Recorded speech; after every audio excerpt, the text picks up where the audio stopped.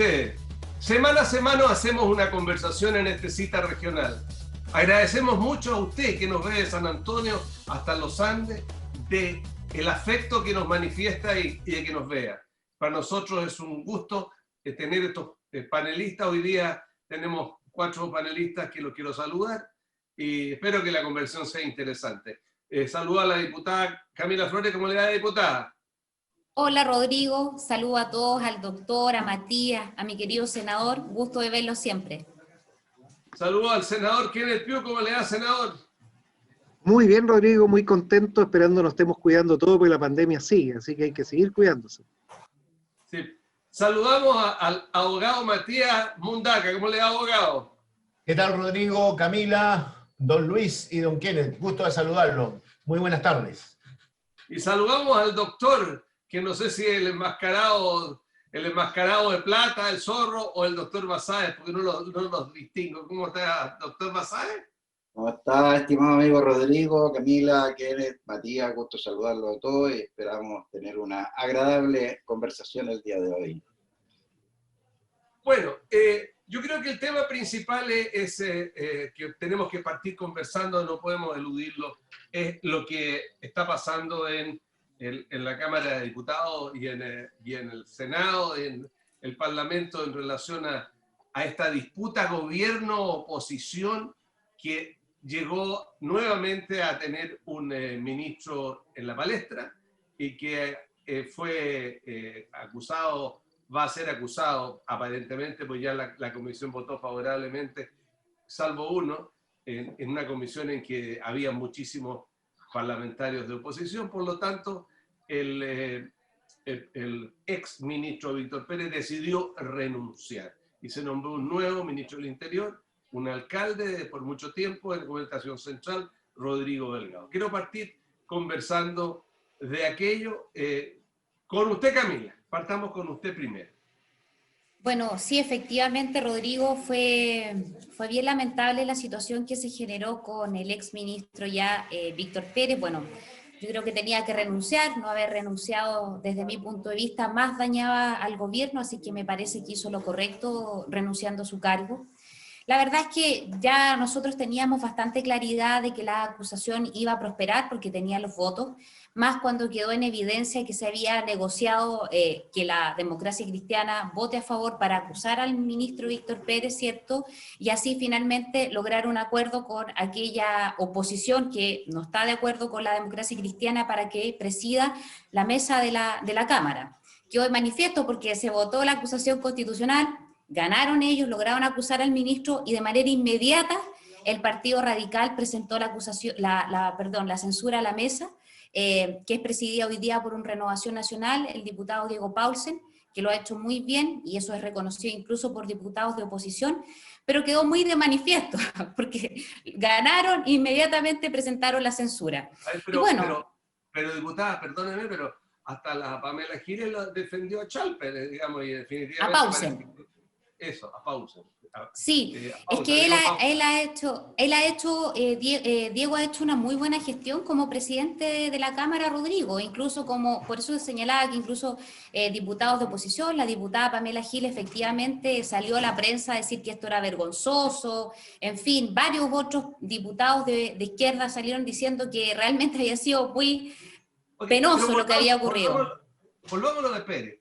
Ustedes sabían, cuando tuvieron a Pérez, el ministro del Interior, que Pérez era una persona conflictiva, era por su manera de ser, por su carácter, por su pinochetismo extremo, era casi poner una persona que iba a tener un conflicto, y el conflicto con los camioneros terminó de sepultarlo, ¿o no? Mira, yo sobre esto, el pinochetismo no tiene nada de malo, por Rodrigo, no sea así, veo que me llega el palo a mí también, oiga, se lo digo con cariño. Tiene que me han tirado hasta huevo por usted, yo lo soporto estoicamente, pero no sé. pero que usted es un hombre demócrata, pues que acepta las diferentes visiones que tenemos en el país. Mira, efectivamente el tema de los camioneros yo creo que fue muy complicado para el ministro, pero aquí también hoy hay que decir la doble estándar que tiene la izquierda, la oposición, o al menos parte de ella, porque criminalizaron una manifestación que fue pacífica de los camioneros y nada dicen respecto de aquellas manifestaciones violentas. O sea, de hecho, recordemos que el presidente del Partido Comunista salió hasta avalando, ¿cierto?, la violencia como una fórmula de debate para poder lograr determinados fines políticos. Entonces ahí tú te das cuenta que para un lado dicen, no, que fue muy blando, cuando se ocupa el diálogo, y por el otro lado dicen, no, que fue muy duro, no, demasiada la represión. Entonces al final del día se da cuenta que no se ponen de acuerdo ni siquiera en eso. También lo culparon a propósito de este hecho del carabinero, ¿cierto?, con esta persona que estaba destruyendo la vía pública en Pío Nono. Entonces, mira, al final del día yo creo, Rodrigo, que al ministro lo iban a acusar por cualquier cosa, iban a buscar, porque efectivamente, como tú bien señalas, no les gusta, no les agrada, nunca estuvieron conformes con el ministro Pérez. Yo tuve una reunión con él y él me dijo además, de hecho, que estaba preparado para esto. Yo creo que él asumía que esto iba a ocurrir. Ok, gracias.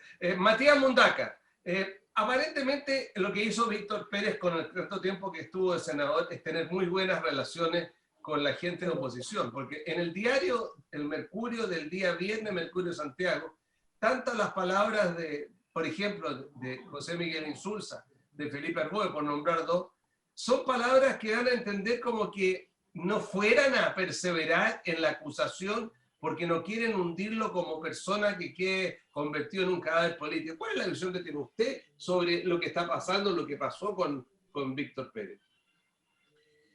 Bueno, mira, Rodrigo, la situación del ministro Pérez está bastante complicada desde el momento en que tuvo un manejo bastante deficitario del problema del paro de los camioneros. Recordemos que incluso un ministro del propio gobierno, que fue el ministro Gari, señaló que efectivamente había problemas de distribución de los medicamentos en plena pandemia porque las carreteras estaban bloqueadas. Yo creo que eso fue lo que en definitiva detonó, más que el tema de carabineros, ¿no es verdad?, respecto al muchacho del río Mapocho. El tema más complejo aquí, creo yo, fue un problema no del Ministerio del Interior, sino que de la seguridad pública. Ese es el capítulo más complejo que enfrentaba Víctor Pérez. De manera que indudablemente la situación del manejo del problema de los camioneros, el no ejercer las facultades que tiene, más aún la obligación que tiene todo gobierno de deducir una querella por seguridad interior del Estado al realizarse actos que efectivamente entrababan la libre circulación de las personas, los bienes nacionales de uso público son las carreteras, ¿no es verdad? Entonces ahí hay una cuestión bastante compleja desde el punto de vista jurídico y por eso creo yo que la acusación terminó aprobándose en la Cámara de Diputados. Ahora, lo que va a pasar en el Senado es un tema que ya podemos ver. Yo creo que toda persona realiza y construye relaciones cuando está formando parte de una misma corporación. Es probable que por eso a lo mejor algunos senadores, no diciéndolo, estén por rechazar la acusación. Pero aquí estamos en una... Pero, Matías, me asalta la chirigota al tiro. ¿Usted lo demanda cristiano están amigos los camioneros del 73? ¿Cuál es el problema con los camioneros ahora lo demanda cristiano? Y a ver, que yo sepa, no tengo ningún amigo camionero. No, estoy hablando del partido. A lo mejor el diputado Sabaj tiene amigos camioneros. Lo que yo no tengo ningún amigo camionero y tampoco tengo un problema de tener amigos. El problema aquí es cuando se rompe el orden jurídico, y aquí claramente Víctor Pérez se pasó de rosca, ¿no es verdad? No hizo lo que tenía que hacer, incumplió gravemente sus obligaciones como ministro de Seguridad Pública, y no hizo lo que tenía que hacer. Y eso en definitiva le pasó la cuenta. Ahora, a renunciar, me parece que no es lo correcto, él debió, digamos, haberse defendido como correspondía. Indudablemente el hecho de renunciar no elimina los efectos que puede tener la acusación porque puede ser aprobada igualmente lo pueden sancionar con una suspensión de 5 años para el ejercicio de cargos públicos. De manera que yo en los pantalones de Víctor Pérez me habría muerto con las botas puestas.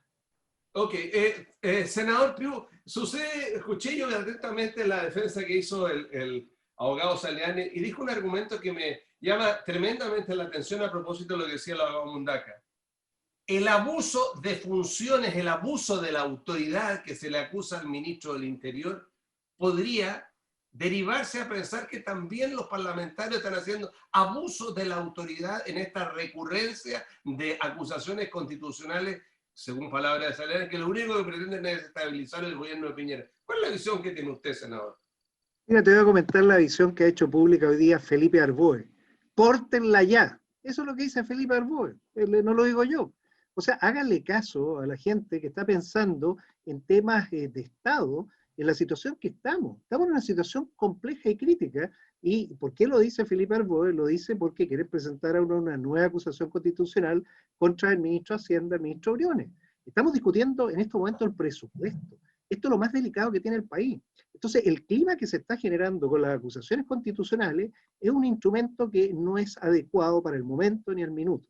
Yo, lo personal, respecto a lo que le pasó al ministro Víctor Pérez, no me puedo pronunciar porque muy bien sabes que tengo que constituirme como juez y por lo tanto tengo que reservar todo eso para después. Pero sí puedo advertir que no es el momento de empezar a acusar o cuestionar todo lo que el gobierno está haciendo. Existen otras formas, se puede debatir de otra manera, y el mecanismo de la acusación constitucional, tal como se está viendo, busca otras cosas. Entonces cito a aquellos que lo están diciendo. Senador, básicamente, Felipe Arboe. Senador, una pregunta cortita, porque usted es un hombre de historia, usted fue marino, usted tiene absolutamente claro, digamos, la insurrección que la dirigía un marino el año 91, pero que inicialmente de eso, el tema, entre comillas, que rebotó esto, fue la no aprobación del presupuesto de la nación. ¿No cree usted que la oposición está en esa textura, en esa figura de empantanarle todo al gobierno y que quiere parar la ley de presupuesto? Bueno, en estos momentos la ley de presupuesto está parada. La partida del Tesoro Público, que es fundamental y esencial para poder hacer las acciones, estamos hablando donde están los fondos que van en apoyo directo a las personas, está congelado. Hoy tuvieron que suspender las reuniones para poder llegar a un acuerdo y se suspendió la reunión de la Comisión Mixta de Presupuesto. Estamos en una etapa de entrampados porque efectivamente no existe una visión común de cómo resolver un problema que es tan complejo para las personas. Lo que tenemos que entender, la crisis sanitaria generó una crisis económica de proporciones. El mercado se ha congelado y cuando no hay mercado tiene que actuar el Estado. El Estado tiene que actuar con esos recursos que están disponibles. De eso estamos hablando, el cómo lograr los mejores efectos. Y obviamente el que dirige esto es el Ejecutivo. Para eso fue elegido, nuestra Constitución lo garantiza, y el Legislativo tiene que hacer las observaciones, las leyes para adecuar eso. No puede empezar a co-legislar, ni siquiera a co-gobernar, como es lo que algunos pretenden. Y esa afirmación histórica que has hecho en el pasado, efectivamente, también por un problema de presupuesto, el país fue a una guerra civil. La guerra civil es lo peor que le puede pasar, y esa guerra civil que vivimos fue horrible. Murió 3 veces más gente de la que murió en la guerra del Pacífico. Yo quiero advertir entonces que nuestra historia nos enseña de aquellas cosas que no queremos que vuelvan a ocurrir. Y por eso pedir prudencia a los legisladores, especialmente en la Cámara de Diputados, para que se puedan tramitar todas aquellas indicaciones que sean necesarias para que nuestra ley de presupuesto avance de la mejor forma posible. Ok. Doctor Rosay, ¿y qué visión tiene usted de eso? ¿Qué visión tiene? Porque hay gente del Partido Socialista que está muy, como dirían los cabros, en la dura, pero hay otros que están en una postura similar a la de Felipe Arboe. ¿Cuál es la postura que tiene usted o qué piensa usted? Bueno, mira, yo primero concordar con el senador. Yo creo que este tema para la gente que nos está mirando, la gente común y corriente, no es un tema relevante respecto a lo que es su realidad hoy día en los tiempos de pandemia. Yo creo que los problemas de la gente son más urgentes que esta discusión de la alta política. Mira lo que está ocurriendo en Estados Unidos. Tenemos un país dividido en dos que se están peleando por el poder y no pensando en el país propiamente tal. Esas cosas no pueden suceder acá. Yo creo que lo que pasó con el ministro Pérez fue que el gobierno intentó apagar el incendio con benzina. Después de las masivas manifestaciones que hubieron con ocasión del estallido social, lo que había que hacer era generar puentes de diálogo entre las partes para poder bajarle un poco la intensidad a esto y generar lo que en algún momento se llamó el acuerdo por la paz, ¿cierto?, para generar las condiciones de avanzar en un cambio constitucional y generar realmente medidas que vayan favoreciendo a las personas. Fíjate que hoy día yo justamente estaba mirando el caso de un paciente de edad avanzada, abandonado en la casa sin ninguna resolución del Estado respecto al manejo de nuestros pacientes más añosos que no tienen redes sociales, que están prácticamente botados. Entonces, ese es un problema que tenemos que arreglar más allá de estar haciendo acusaciones constitucionales o no, porque nos tienen entretenidos con este tema y por el lado está pasando en el caso nuestro, que ya lo estamos reclamando en el tema de salud, un aumento exiguo del presupuesto de la atención primaria, suponiendo que el año 2021 todavía vamos a estar probablemente una buena parte del año en términos de pandemia. Por lo tanto, hay que darle los recursos necesarios a las instituciones para que puedan resolver los problemas de las personas que van a continuar durante el año 2021 más que probablemente. Diputada Flores.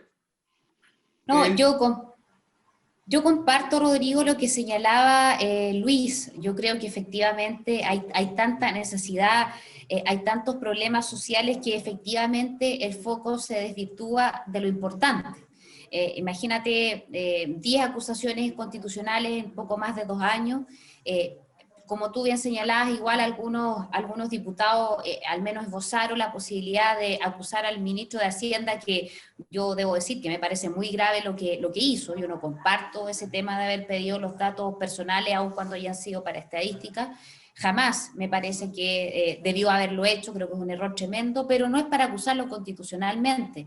Yo creo que hoy día tenemos un desafío tremendo. La próxima semana en la Cámara vamos a estar votando todos los días lo que tiene que ver la discusión de la ley de presupuesto, donde efectivamente tenemos que estar súper atentos de cada partida, porque va a ser decisivo para enfrentar el próximo año. Hemos visto que en parte de la oposición, porque yo no puedo decir que son todos, hay un ánimo muy poco constructivo de avanzar y de llegar a acuerdos. Hay en otros con los cuales uno siente que efectivamente ya se avergüenzan incluso de tanto show que hacen algunos diputados de oposición, y qué bueno que así sea, que alguien ponga un poco de cordura, pero hay muchas necesidades, hay muchas cosas urgentes que tenemos que resolver. Y si hay algo que tiene que dejarnos muy en claro el plebiscito recién pasado, y de acuerdo a todas las consultas que se han hecho a propósito de las encuestas, ¿cierto?, es que la prioridad de la gente que votó apruebo, que fue la mayoritaria, era precisamente porque creen que aquí va a haber un mecanismo para resolver las demandas sociales, sus necesidades que tienen que ver con pensiones, que tienen que ver con salud y que tienen que ver con educación. Ellos, el 50% de los votantes del apruebo dicen: esto para mí es lo importante y por eso yo estoy votando por una nueva constitución. Pero no podemos esperar, Rodrigo, a estar inactivos durante 2 años hasta que se redacte esta nueva constitución. Nosotros tenemos que seguir legislando, tenemos que seguir haciendo nuestro trabajo.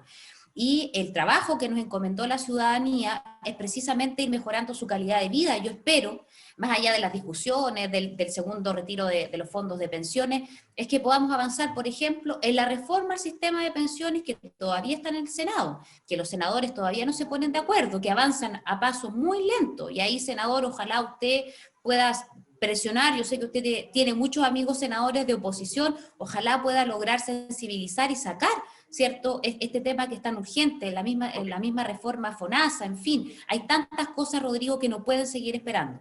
Ok. Abogado Mundaca, pero hay gente del sector oposición que tiene la impresión de que la votación del apruebo cooptó a la Cámara de Diputados y al Parlamento, y que las leyes no las tienen que seguir haciendo ellos, y que en realidad todo el poder constituyente y todas las cosas importantes hay que hacerlas con los nuevos electos, digamos. ¿Cuál es su posición sobre eso? Bueno, yo soy abogado y por lo tanto tengo que hacer un razonamiento jurídico sobre el tema. Mientras se discute la nueva Constitución, lo cierto es que rige una. Nos guste o no, a mí no me gusta, pero rige.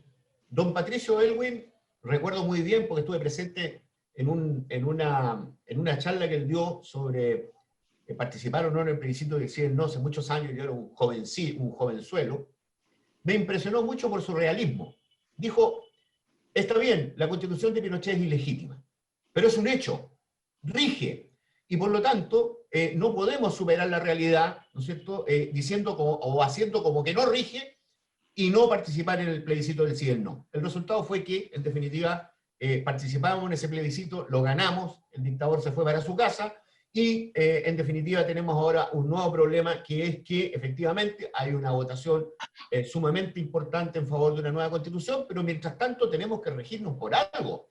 Tenemos que regirnos por las leyes que están vigentes. Tenemos que regirnos por la constitución que en este momento está vigente en el país. No podemos adelantar los procesos porque objetivamente eso significa subvertir el orden jurídico, y un abogado como yo no puede estar a favor de que se subvierta el orden jurídico porque hay una asamblea constituyente que va a redactar luego una nueva constitución.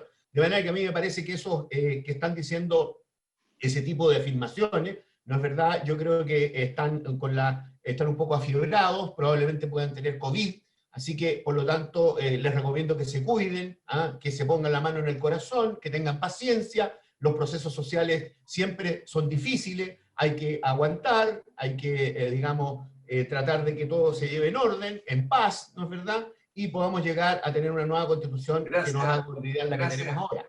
Abogado, perdóneme, usted es un mata cristiano, ¿no? Sí, señor. Por esta cosa de que... Porque, ¿sabe lo que pasa? ¿Por qué no le dice directamente? ¿Cómo pueden ustedes estar juntos a aquellos que toman extremadamente extremos? Por ejemplo, yo escuché al senador Navarro decir que se había acabado el gobierno de Piñera, que ya era un estado de administración y que ya no tenía nada más que hacer que administrar. Por lo tanto, es totalmente contrario a lo suyo. Pero me lo contesta para la otra vuelta, senador Piu. Mira, a ver, quiero... Yo no conozco al senador Navarro. No sé quién es. Sí, pero el senador Piu lo conoce, ¿no? Sí, ¿quién es Navarro? La verdad, el tema, y vuelvo aquí a la base de nuestra institucionalidad, muy bien lo ha destacado Matías, nuestra constitución es la que nos regula, la que define qué puede hacer cada uno, y ese es nuestro marco regulatorio en el cual tenemos que atenernos. De hecho, es más, quienes ingresamos al Parlamento juramos o prometimos, dependiendo de la visión de cada uno, sobre esa constitución. Estamos ahora iniciando un proceso donde yo diría que lo más importante es que cada visión pueda elegir a las mejores personas, hombres y mujeres.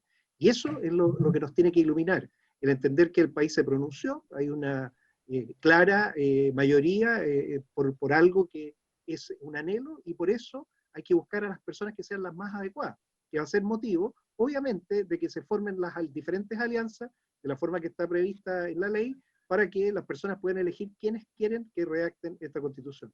Por lo pronto, la Constitución es la que tiene que iluminarnos, y hoy día les puedo comunicar, estábamos enlazados con los pescadores del sindicato en Juan Fernández, viendo los temas de la pesca ilegal, los barcos chinos, y ellos lo que pidieron fue, por favor, que la nueva Constitución se mantenga el 126 bis, que declara el territorio especial de Rapa Nui y Le Pascua y también del archipiélago Juan Fernández, porque es imposible hacer política pública en territorios insulares de la misma manera que se hace en el continente. O sea, las personas están informadas, saben, y saben también qué quiere que la nueva Constitución tenga, lo cual es muy bueno y me alegra. Eso habla de una democracia que se va profundizando, una democracia en donde discutimos y debatimos y no destruimos ni nos desacreditamos. Esos son los que no creen en la democracia, y por eso quienes creen respetan a las autoridades. ¿Por qué? Porque las figuras que han sido electas tienen que tener ese reconocimiento y no se les puede ningunear como algunos lo quieren hacer. Okay. Doctor Basadre. Mira, yo creo que uno tiene que vivir el presente, desarrollar sus funciones siempre en cada momento y por supuesto soñar con un futuro distinto y un futuro mejor, que es lo que todos hacemos en la vida. En el recorrido territorial y en lo que apreciaba en la televisión abierta, la gente en general, la mayoría tiene bien clarito de que este es un proceso que probablemente los efectos ni siquiera los van a percibir ellos mismos, pero quieren dejarle a sus hijos y a sus nietos un país distinto. Y esa es la razón que los ha motivado, entre otras cosas, al proceso que estamos viendo hoy día. que obviamente va a tener que ser, y en eso siempre le hemos dicho a las personas que tienen que informarse bien respecto de por quién van a votar, de tal manera de que finalmente este equipo de constituyentes efectivamente luche por aquello que las personas aprobaron en el plebiscito recién pasado. De lo contrario, solamente habrá sido música lo que escribimos.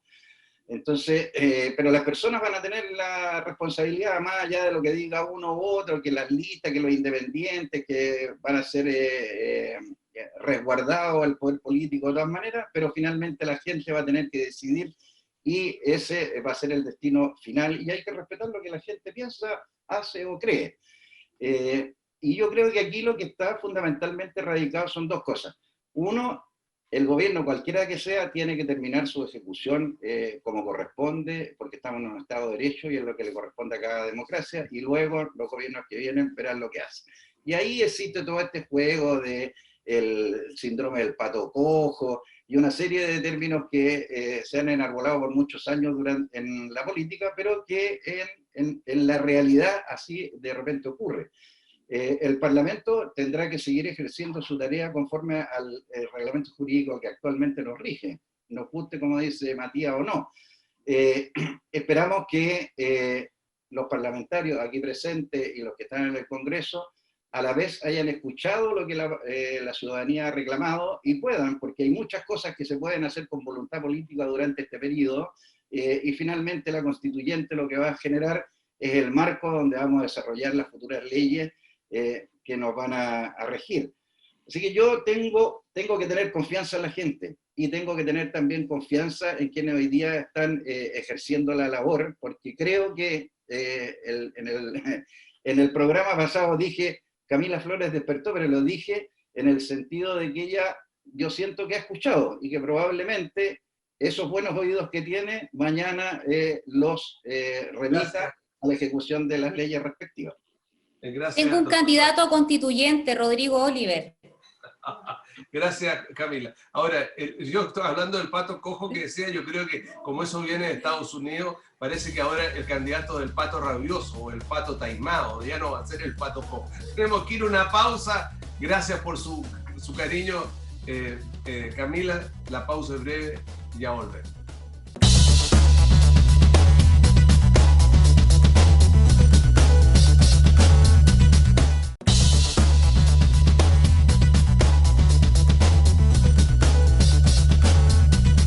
Continuamos en la segunda parte de este Cita Regional. Hoy día estamos en una entretenida conversación con la diputada Camila Flores, con el senador Kenneth Klug, con el abogado Matías Mundaca y con el doctor Luis Basáez.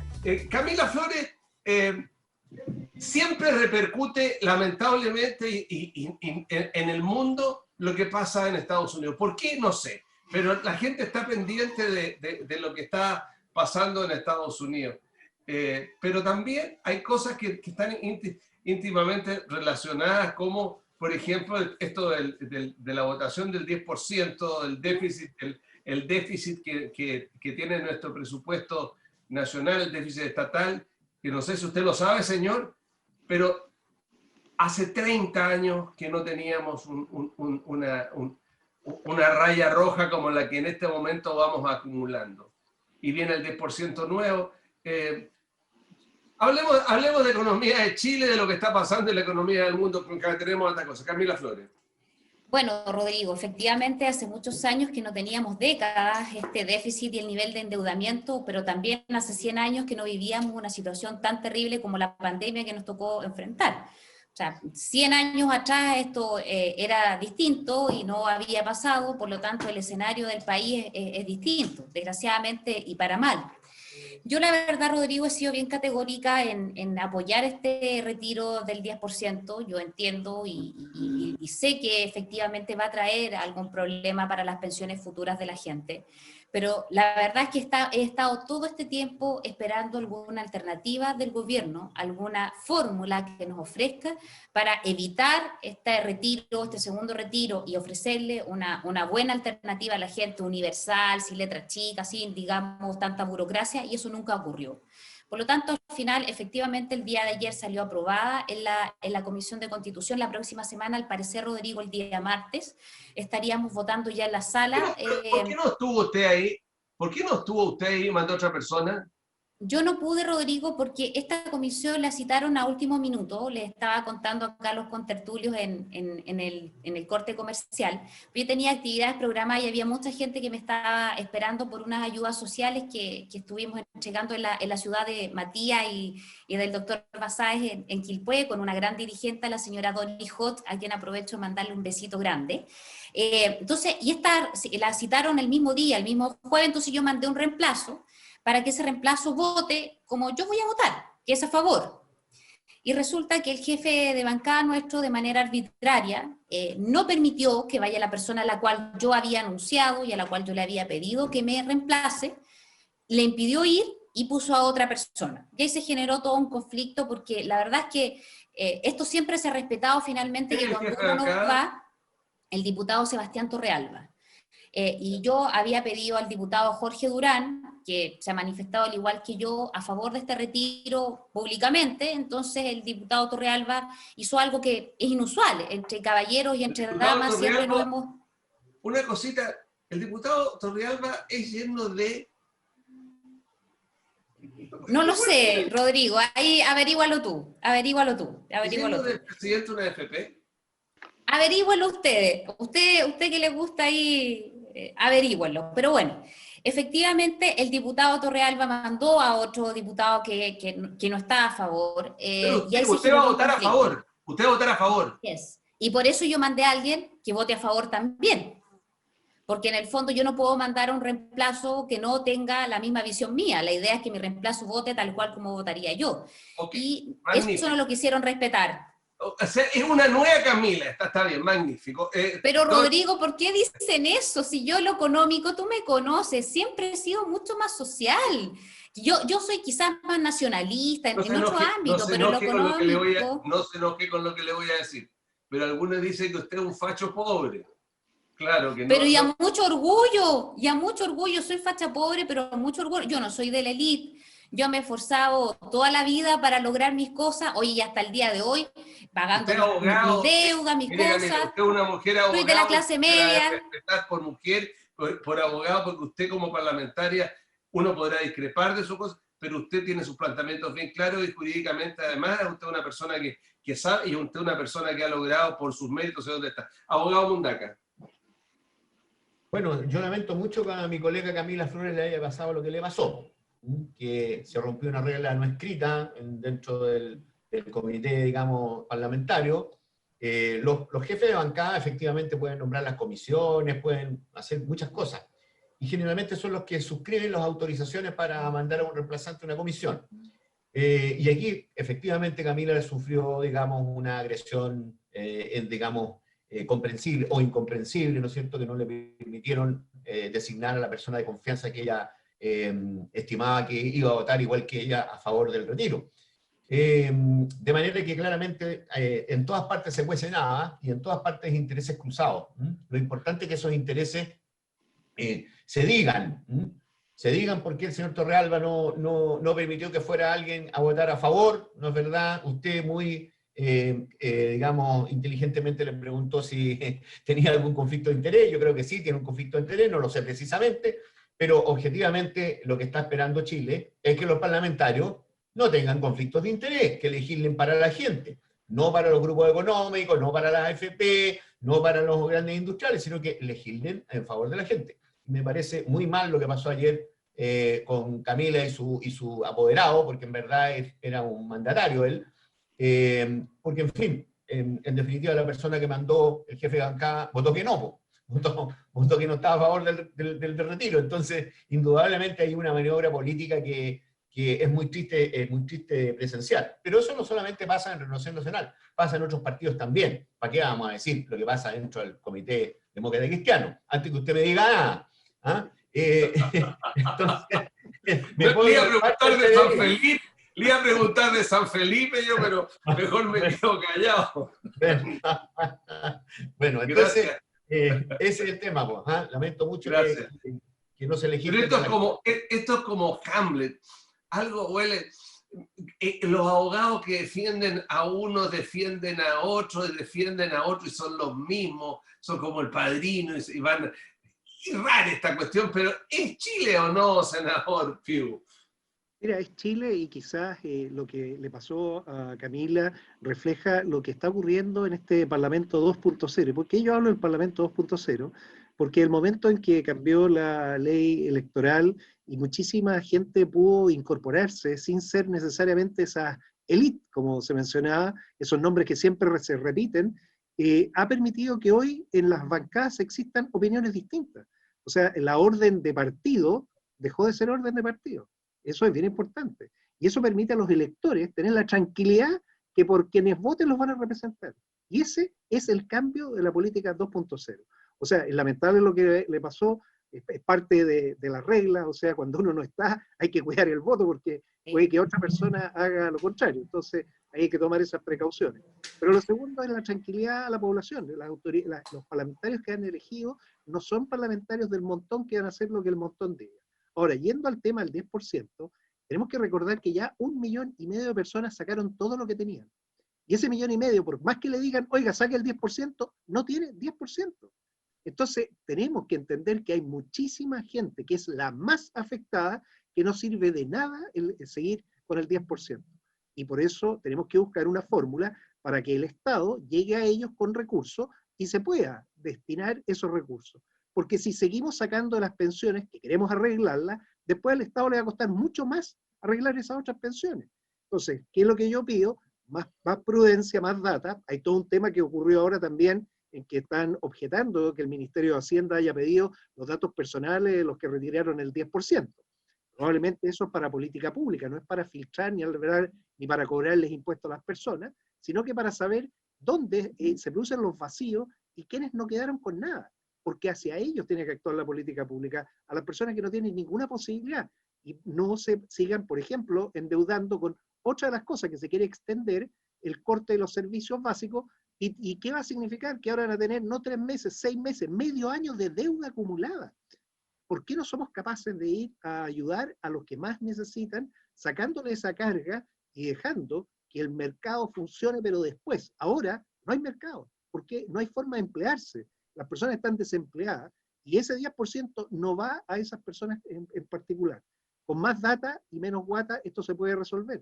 Entonces yo también no cuestiono los fines de obtener información para poder mejorar la política pública. Perdón, pero senador, le dejo una pregunta planteada a usted diputada, a usted, senador. Pero, por ejemplo, ¿por qué no se postergan, por qué no se condonan los pagos de intereses y multa a la gente que debe pago de impuestos o contribuciones? Que al señor que no ha podido pagar eso porque tiene... ¿Por qué no hacen eso en vez de aceptarle los 1.400 millones a unos señores que son amigos de los amigos? Ustedes tienen la responsabilidad, ustedes tienen que pelear ahí. Doctor Basáez. Bueno, parto de la pregunta original respecto de Estados Unidos. Estados Unidos hoy día, como ya lo hemos visto, está el país dividido en dos, pero hay algunas características que me gustaría comentarles. Una, que uno no puede conocer que hay un importante número de personas que votaron por Trump y que esas personas confían en él para el desarrollo económico. 70 millones. Por eso digo. Votaron por Trump. 70 millones. Y por Biden un poquitito más. Mucha gente. Y también a esa gente también se les dijo que el otro lado representaba el comunismo. Y eso vende en Estados Unidos y generó también acercamiento a Trump. Pero también hay que decir cuáles fueron las cosas que no le gustaron a la gente, que de alguna manera incidieron en que Joe Biden finalmente esté mucho más cerca. No sé en este minuto si ya completó los 270 escaños. Pero lo que se le criticó a Trump básicamente fue el manejo de la pandemia, ojo, que es muy parecido a lo que ha ocurrido aquí también. Segundo, que en algunos estados no cumplió con su promesa de mejorar las condiciones económicas de la ciudadanía. Y otro tema importante es que aquí lo que uno ve es que el sector que está más acomodado y que está más tradicionalmente cerca de Trump fue el que fue directamente a votar. Sin embargo, el sector de Joe Biden, generalmente ese voto fue por correo.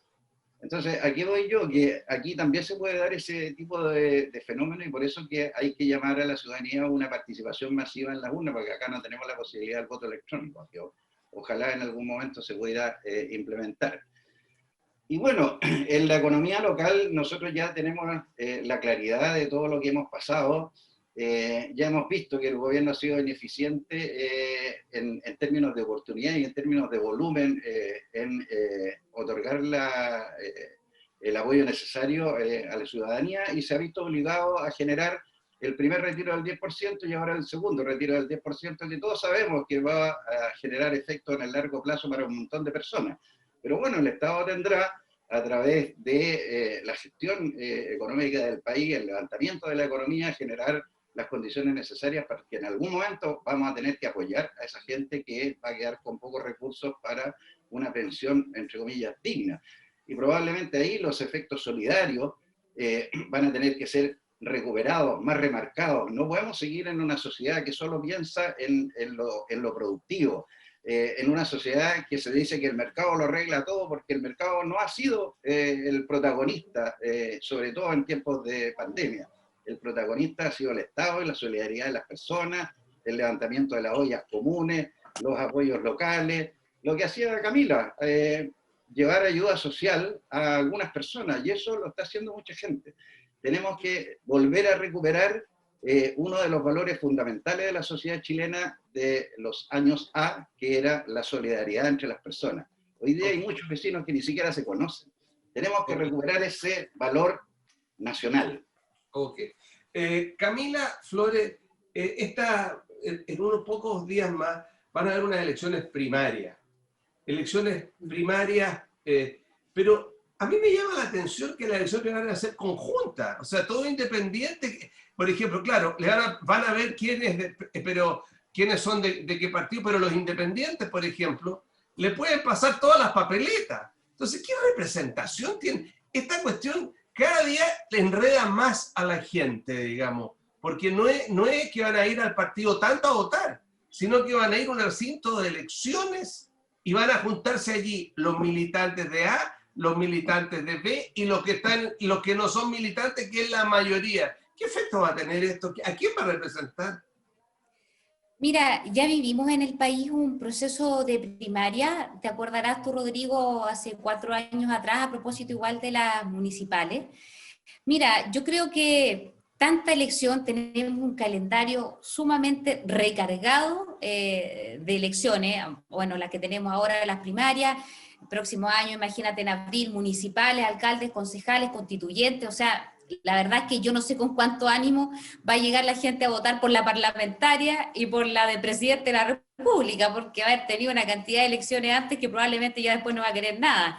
Mira, efectivamente es un poco engorrosa esta situación, porque en las primarias pueden participar, como tú bien señalas, los militantes de los partidos políticos que llevan sus candidatos a primaria, y además los independientes. ¿Qué tanta representatividad? Yo no creo que vaya a ser mucha. Yo en general entiendo que en las primarias no participan.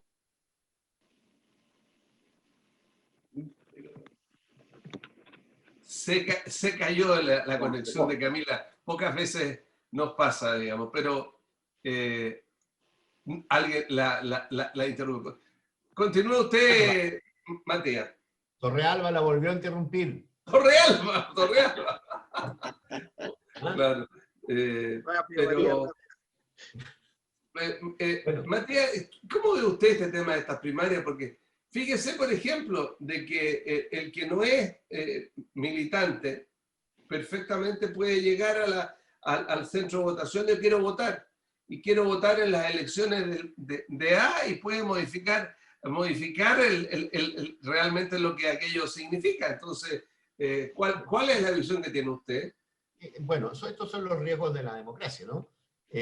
Hay primarias, digamos, legales respecto a los gobernadores regionales, por lo menos aquí en la región hay primarias dentro de la centroizquierda, hay dos candidatos con bastante brío, están haciendo campaña, que son Cristian Mella por la Democracia Cristiana y Aldo Valle por el bloque PS-PPD, ambos buenos candidatos, pero claro, el tema es que primero la gente no sabe que hay primarias, segundo no sabe qué es lo que es un gobernador regional, y tercero, ¿no es cierto?, no sabe dónde se va a votar. Entonces, es un problema dificultoso, pero acaba de reincorporarse Camila, así que le cedo mi espacio porque yo la estaba representando mejor que Torrealba. Camila, te dijeron aquí que la había silenciado Torrealba. Oye, no me extrañaría. Oye, no, se me cayó el internet. Perdón, es que estoy acá en el Valle de la Aconcagua, en San Felipe, y tengo problemas de conexión, así que les pido disculpas. No, efectivamente, Rodrigo, y a propósito de las primarias, nunca ha tenido mucha representatividad, porque, te insisto, no hay motivación, porque además de la gente saber que no es la elección final, no hay mucha información tampoco. Es un proceso que, la verdad, como que electoralmente no se transmite, no se comunica mucho. Nosotros acá en la región, al menos en la coalición de Chile Vamos, no son muchas las primarias que tenemos, creo que son 5, no más que eso. Valparaíso, la Gobernación. Panquehue, en la zona que yo represento, la comuna de Panquehue, por ejemplo, es la única. Yo represento 26 comunas y es la única que tenemos primaria es en Panquehue, donde yo espero que ahí Vanessa Osandón, que es la candidata de Renovación Nacional, le vaya muy bien, que es concejal actualmente, pero como te digo, no existe esa información. De repente la gente, o sea, yo he hablado con gente, usted sabe que hay primarias, no tienen idea. Ni siquiera saben que ahora este mes tenemos... Participa la Viña Errázuriz, porque ahí iría a votar. Qué bueno.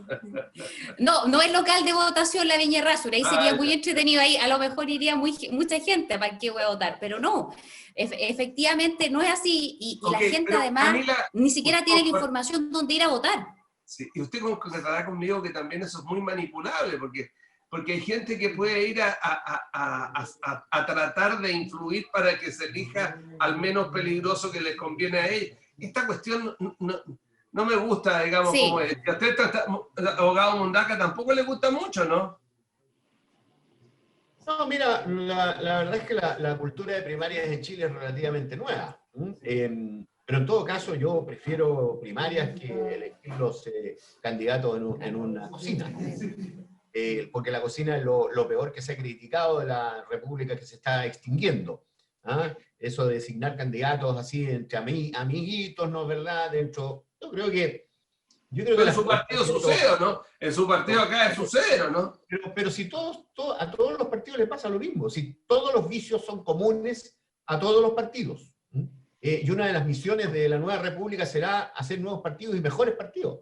Donde efectivamente se profesionalice el actuar de los partidos políticos, donde efectivamente los partidos políticos sirvan para lo que están creados, que es para hacer gobierno, para hacer alianzas, para hacer coaliciones y para hacer programas de gobierno y para gobernar, no para que repartirse los cargos, ni para llamar por teléfono a un amigo para pedirle un puesto en el gobierno, ¿no es verdad? O para lograr exenciones tributarias, por ejemplo, a propósito de lo que usted señaló, Rodrigo, ¿no es cierto? No, los partidos tienen que servir para gobernar. Para eso están los partidos, como intermediarios de la ciudadanía para gobernar. De manera que yo me declaro partidario de las primarias. El único problema es que estas primarias han sido muy encima. No hay, y la gente tiene que entender que son primarias legales para gobernadores regionales en ciertas regiones. En la región de Valparaíso hay primarias para gobernadores regionales de la centroizquierda, ¿no es verdad?, de la Unión Constituyente, y también hay primarias para gobernador regional en el Frente Amplio. En Chile Vamos no hay primarias para gobernador regional. No sé cómo van a elegir su candidato, pero objetivamente, claramente estos procesos de primaria deben ser mejor informados, porque la gente primero no sabe qué es lo que se vota, cuándo se vota, dónde se vota y por qué se vota, porque el problema es la falta de conocimiento del nuevo cargo. Okay. Pero aquí mirando solamente Santiago, esto de la Unión Constitucional, Unión Constituyente, tan enredada, se parece a la USOPO anterior, pero me llama la atención porque ahí lo único que se ve en Santiago es que aparece medio apoyándolos a todos, digamos, y poniéndose en la foto por todos. Enredado encuentro todo lo que están ahí. El senador Piu. Bueno, mira, las primarias es una forma para ponerse de acuerdo como bloque, como coalición, el tener un candidato único. O sea, hay que entender que es parte de una estrategia que busca un consenso y que, tal como decía Matías, podía tener su origen en la cocina antigua, o sea, designado a dedo. Hay otros que han usado encuestas, han hecho la encuesta para ver quién es el que tenía más posibilidades, y finalmente la urna, que es lo más sabio. Recordemos que también en Valparaíso tuvimos primarias ciudadanas, y un ciudadano que llegó con un partido político se quedó con todos los votos y ese es el actual alcalde Char. Entonces hay que tener precaución en la forma en que se ejecutan y de la forma a quiénes quiere uno llegar y por qué. Y aquí hay un espacio de mejora, tal como decía Matías, de la nueva república. Yo por eso yo hablo de la república digital. ¿Y por qué? Porque este es un proceso de consulta que es válido, se puede hacer perfectamente a futuro con medios digitales. No es una votación, porque no, es muy difícil llegar a la votación digital avanzada, pero es una forma para que aquellos que pertenecen a una coalición o se identifican con ella, y que se puede saber, porque es un dato personal que puede estar debidamente resguardado, den su opinión. Y así no se contamina con votaciones cruzadas, con todas otras cosas raras, y permite a una coalición por lo menos validar a una persona que se crea que sea la más representativa. Yo quiero recordar que en Concón también hay primarias de alcaldes. Y Concón, pese a ser una comuna pequeñita, tiene a todos los partidos juntos disputando, y nuestra gente en la comuna de Concón también no sabe cómo se va a hacer, quiénes son las personas, dónde se va a votar. Y respecto al gobernador regional, qué bueno que se haga esto, yo creo que es quizás la autoridad más importante de conocer por la trascendencia que va a tener, porque vamos a dar término a un periodo colonial de designación de autoridades desde la época de la colonia de Santiago, en donde la región se dirigía con una persona que respondía al gobierno central. Bueno, vamos a tener la oportunidad de elegir una persona. En estos momentos uno de los candidatos de la centro derecha es Manuel Millones, un core con bastante prestigio, que está haciendo también una campaña con una propuesta. ¿Y cuáles tienen que ser las propuestas? Yo invito a las personas a que no solo conozcan al candidato la cara, sino que lo que propone. Eso es lo que las personas tienen que conocer. ¿Qué es, en forma concreta, lo que la persona puede hacer de diferencia y qué es lo que le va a ayudar? Ok. Y yo les recuerdo que en la primera constitución se elegía hasta el cura, en 1800. Doctor Basáez. Mire, sabe que el tema de las primarias como concepto, cuando uno lo maneja en el sentido de que sea la ciudadanía la que elige al candidato y no se cocine dentro del partido, como concepto está bien, como realidad no corresponde. ¿Por qué? Primero porque va poca gente a votar a las primarias por distintas razones, y por lo tanto no representa el sentir mayoritariamente de la ciudadanía. Y segundo, normalmente lo que ocurre es que aquí gana el que es capaz de llevar más cantidad de personas. Es decir, influye mucho la infraestructura y los recursos que tenga el que acarrea más, el que acarrea, el que acarrea más. Yo no lo quería decir así, pero el que acarrea más es el que gana. Entonces empiezan a ocurrir, digamos, a trabajar otros factores y se diluye la intención misma de la primaria, que es que la ciudadanía elija el candidato.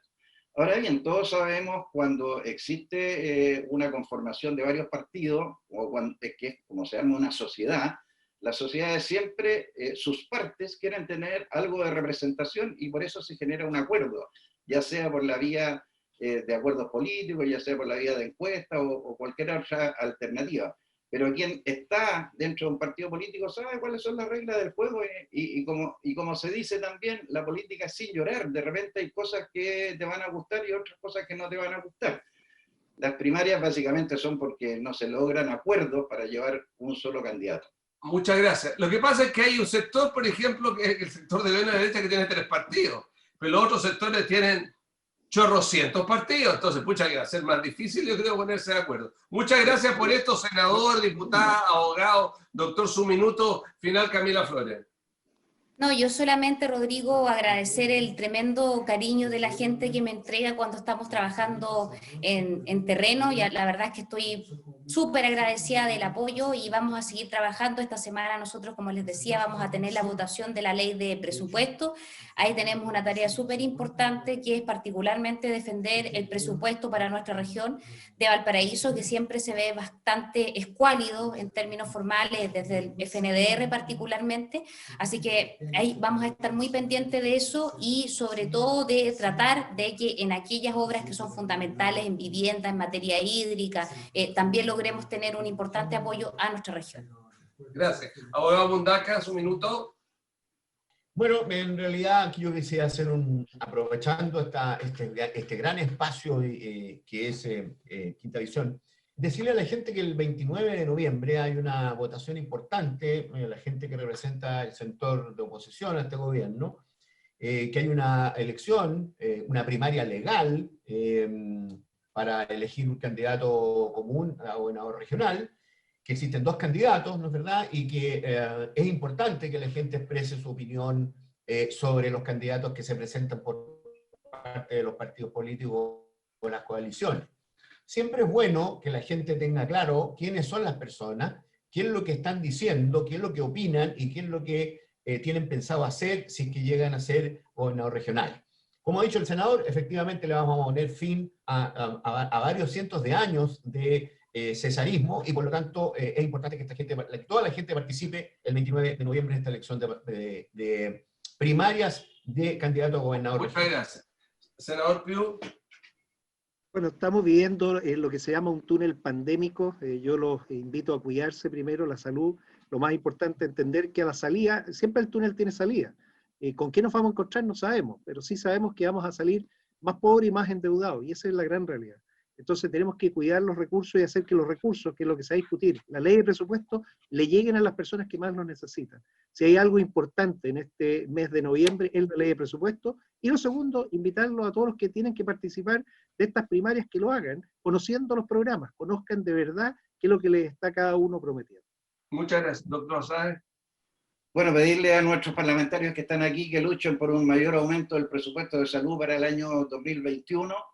Segundo, saludar a toda la comunidad educativa del Colegio Gaspar Cabrales, que esta semana están de aniversario. Y finalmente decir, sí, en esta elección primaria de gobernadores, mi candidato se llama Aldo Valle, porque es independiente, es un gran académico, gran persona y va a ser un gran aporte para la región. Muchas gracias. Yo creía que era amigo de Aldoney, pero parece que eso no fue verdad. Un gusto, doctor Basáez, senador Piu, diputada Flores, don Matías Mundaca. Y usted que nos está viendo, realmente esto es un periodo difícil. Uno ve que la gente... Viene la cosa real. Cuídense, cuídense. No porque esté abierto esto, es volverse loco y tirar la casa por la ventana, y hacer el asado, jugar a las cartas, hacer la fiesta hasta las 12 de la noche. El bicho está ahí. Cuídese, que estén ustedes muy bien.